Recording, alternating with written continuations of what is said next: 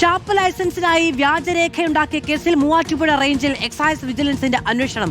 Shop ഉടമകളെ ചോദ്യം ചെയ്യുന്നു. വ്യാജരേഖ സമർപ്പിച്ച 9ാം ഗ്രൂപ്പിലെ ഷാപ്പുടമ എക്സൈസ് ഓഫീസിൽ ഹാജരായി. സംസ്ഥാന വ്യാപകമായി പരിശോധന നടത്താനാണ് മന്ത്രി എം ലിജുവിന്റെ നിർദ്ദേശം. റംഷ CP വിവരങ്ങളുമായി ചേരുകയാണ്. റംഷ, ഇന്നലെ തന്നെ ഒരു മുന്നറിയിപ്പ് നൽകിയതാണ് എക്സൈസ് വകുപ്പ് മന്ത്രി. ഇപ്പോൾ നമ്മളടക്കം റിപ്പോർട്ട് ചെയ്ത വാർത്തയാണ് ഈ വ്യാജരേഖ സമർപ്പിച്ചുള്ള ലൈസൻസ് സ്വന്തമാക്കുന്നതിനെ കുറിച്ച്. അതിൽ കൃത്യമായ അന്വേഷണം ഉണ്ടാകുന്നു. ഇപ്പോൾ ഇയാൾ ഹാജരായിരിക്കുന്നു. എന്ത് വിശദീകരണമാണ് നൽകുന്നത്?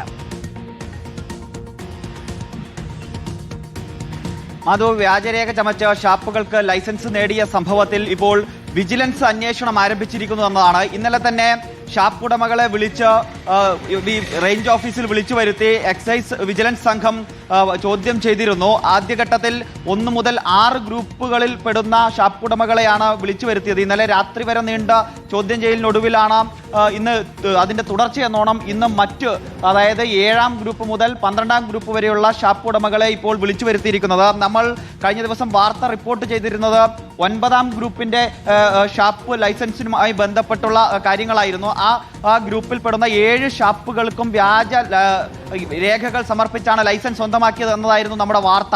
ഏതായാലും ഇപ്പോൾ ആ 9ാം ഗ്രൂപ്പിലെ ഷാപ്പുടമ ഇപ്പോൾ വിജിലൻസിന്റെ മുന്നിൽ ഹാജരായിരിക്കുകയാണ്. അതിന്റെ ലൈസൻസി ഒരു 95 വയസ്സ് പ്രായമുള്ള ഒരു അമ്മയാണ്. അവരുടെ മകനാണ് ഈ ഷാപ്പ് ഇപ്പോൾ നടത്തുന്നത്. അയാളാണ് ഇപ്പോൾ ഈ വിജിലൻസ് സംഘത്തിന് മുന്നിൽ ഹാജരായിരിക്കുന്നത്.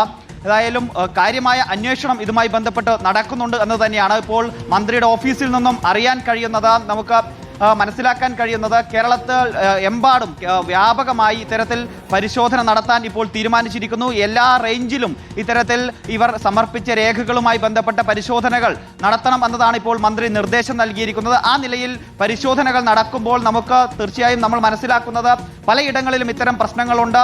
ഷാപ്പ് ലൈസൻസ് നേടുന്നതിന് വേണ്ടി ഇത്തരത്തിൽ വ്യാജരേഖകൾ, അത് സമ്മതപത്രമായിക്കോട്ടെ തൊഴിലാളികളുടെ വിവരങ്ങളായിക്കോട്ടെ എല്ലാം വ്യാജമായി സമർപ്പിച്ചുകൊണ്ട് പലയിടങ്ങളിലും ഇത്തരത്തിൽ ലൈസൻസ് നേടിയിട്ടുണ്ട് എന്ന് തന്നെയാണ് നമ്മൾ മനസ്സിലാക്കുന്നത്.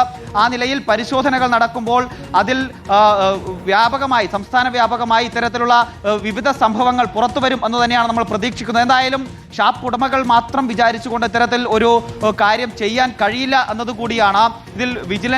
ഇതിൽ എക്സൈസ് ഉദ്യോഗസ്ഥർക്കും കാര്യമായ വീഴ്ചകൾ സംഭവിച്ചിട്ടുണ്ട്. ഇവർ നേരിട്ട് പോയി സ്ഥലത്ത് പരിശോധന നടത്തേണ്ട ആളുകളാണ്.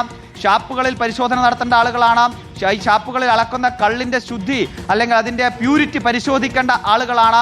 അത്തരത്തിലുള്ള പരിശോധനകളൊന്നും നടന്നിട്ടില്ല എന്നത് കഴിഞ്ഞ നമ്മുടെ വാർത്തകളിലെല്ലാം നമ്മൾ ആവർത്തിച്ച് പറഞ്ഞ കാര്യവുമാണ്. അതായത് ഇതിൽ എക്സൈസ് ഉദ്യോഗസ്ഥർക്കും വലിയ വീഴ്ച സംഭവിച്ചിട്ടുണ്ട്.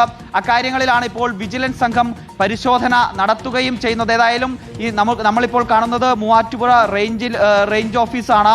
ഇവിടെ മൂവാറ്റുപുഴ റേഞ്ച് CIക്ക് ഉൾപ്പെടെ ട്രാൻസ്ഫർ വാർത്തകൾ ഇന്നലെയും നമ്മൾ പുറത്തുവിട്ടിരുന്നു. അതായത് ഇവിടെ സേവനമനുഷ്ഠിച്ചിരുന്ന CI, ഈ കാര്യങ്ങൾക്കെല്ലാം നേതൃത്വം കൊടുത്തിരുന്ന CI ഇപ്പോൾ ട്രാൻസ്ഫർ ആയിരിക്കുകയാണ്. അദ്ദേഹം മഞ്ചേശ്വരത്തേക്കാണ് ട്രാൻസ്ഫർ നൽകിയിരിക്കുന്നത്. ഏതായാലും ഇത് നടപടിയുടെ തുടക്കമാണ് എന്ന് തന്നെ നമുക്ക് കരുതേണ്ടി വരും. അത്തരത്തിൽ ഇവിടെ എക്സൈസ് ഉദ്യോഗസ്ഥർക്കും ഇക്കാര്യത്തിൽ വലിയ വീഴ്ച സംഭവിച്ചിട്ടുണ്ട്. അതുകൂടി ഈ വിജിലൻസ് പരിശോധിക്കും എന്നതാണ് നമുക്ക് മനസ്സിലാക്കാൻ കഴിയുന്നത്. മാധവ്, റംഷ CP ആണ് വിശദമായ വിവരങ്ങൾ നൽകിയത്. വിജിലൻസ് അന്വേഷണം പ്രഖ്യാപിച്ചിരിക്കുന്നു. ഇപ്പോൾ ഈ വ്യാജരേഖയുണ്ടാക്കി ലൈസൻസ് അപേക്ഷ നൽകിയ മൂവാറ്റുപുഴ റേഞ്ചിൽ എക്സൈസ് വിജിലൻസിന്റെ അന്വേഷണം നടക്കുകയാണ്.